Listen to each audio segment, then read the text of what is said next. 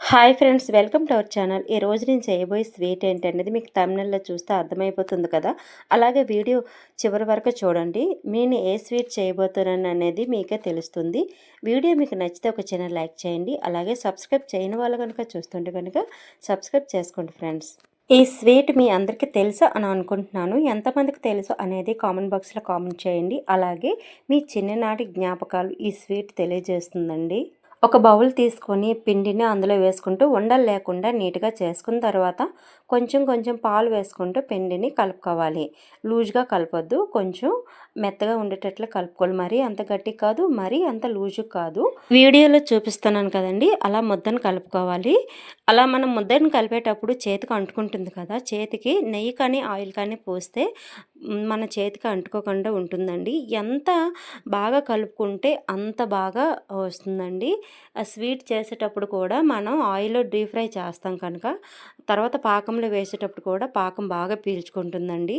తర్వాత stove on చేసుకొని bowl పెట్టుకొని మీకు ఎంత పాకం కావాలో దాన్ని బట్టి మీరు తీసుకోండి. ఒక ప్యాకెట్ నేనైతే తీసుకున్నాను కనుక దానికి తగినట్లుగా నేను వాటర్ వేసుకొని పాకం తీసుకుంటున్నాను. పాకం ఏం కాదండి పెద్దగా, జస్ట్ చిన్న జిగురులాగా వస్తే చాలు ఈ స్వీట్కి.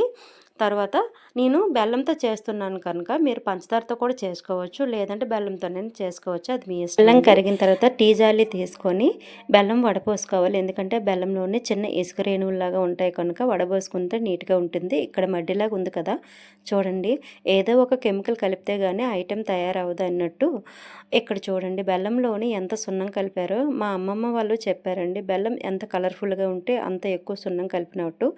అన్నీ కెమికల్స్వేనండి. ఇప్పుడు మనం తినే ఫుడ్ కూడా మనం చూసుకొని జాగ్రత్తగా ఫుడ్ తీసుకోవాలండి.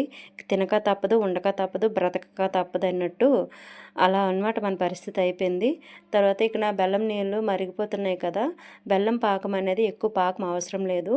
మీరు పాకం తీసుకునేటప్పుడు కొంచెం వాటర్ ఎక్కువ తీసుకోండి. ఎందుకంటే వాటరు వడబోసుకున్నప్పుడు కొంచెం వాటర్ వేస్టేజ్ అవుతుంది కనుక పిండి ముద్దను తీసుకొని మీకు నచ్చిన షేప్లో రెడీ చేసుకోవచ్చండి.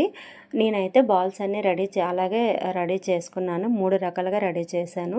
ఇక్కడ చూడండి బెల్లం బాగా మరిగిపోయింది. మరి నేను చెప్పాను కదా జస్ట్ జిగురు పాకం వస్తే చాలండి. కొంచెం నేను ఇలాచీ పౌడర్ వేసుకున్నాను.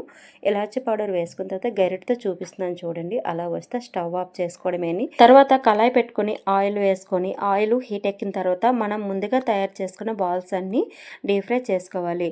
ఫ్లేమ్ ఎప్పుడు కూడా మీడియం ఫ్లేమ్లోనే పెట్టుకోవాలండి. హై ఫ్లేమ్లో వద్దు. మీడియం ఫ్లేమ్లో పెట్టుకుంటే లోన బయట వేగుతాయి. హై ఫ్లేమ్లో పెట్టుకుంటే పైన ఒకటే వేగుతాయి కనుక మనం మీడియం ఫ్లేమ్లో పెట్టుకొని వేయించుకోవాలి. మనము ఎంత బాగా పిండి కలిపితే అంత బాగా వస్తాయండి ఇవన్నీ బాల్స్ అనేవి. వేగినప్పుడు మీకు చూపిస్తాను చూడండి, ఒక్క పగులు కూడా రాకుండా ఎంత బాగా వేగాయో. 2 వైపులా కూడా డీప్ ఫ్రై చేసుకోవాలండి. బాగా మనం కలిపిన పిండి బట్టే ఉంటుందండి ఏదైనా సరే. మనం పిండి బాగా కలుపుకుంటే బాగా వస్తాయి. లేదు అంతంత మాత్రానే మనం కలుపుకొని బాల్స్ చుడితే కనుక పగుళ్ళు వచ్చేస్తాయి. చూసారు కదా, ఒక్క పగులు కూడా రాలేదు. డీప్ ఫ్రై చేసిన బాల్స్ అన్ని ప్లేట్లో తీసుకొని పక్కన పెట్టొద్దండి, వెంటనే పాకంలో వేసేవాలి. మీరు గులాబ్ జామ్ చేసిన ప్రాసెస్సే మనం చేసుకుంటాము, కాకపోతే తీసుకున్న పాకాన్ని బట్టి ఉంటుంది. పూర్వము మనం ఇప్పుడు వాళ్ళకి తెలియదు కానీ బాల్స్ అన్ని రూపాయి 2 రూపాయలకి అమ్మేవాళ్ళు కదా షాప్లోని. ఆ స్వీట్ గుర్తుకొచ్చి నేను ఇలా ట్రై చేశాను, చాలా బాగుంది. అయితే పాకాన్ని 2-3 సార్లు కలుపుతూ ఉండాలి, పాకం బాగా పడుతుంది. ఇలా తక్కువ పాకం తీసుకుంటే ఆ స్వీట్లా, లేదు అంటే ఎక్కువ పాకం తీసుకుంటే గులాబ్ జామ్ లాగా ఉంటుందండి. ఈ వీడియో మీకు నచ్చితే లైక్ చేయండి. Thank you friends, bye.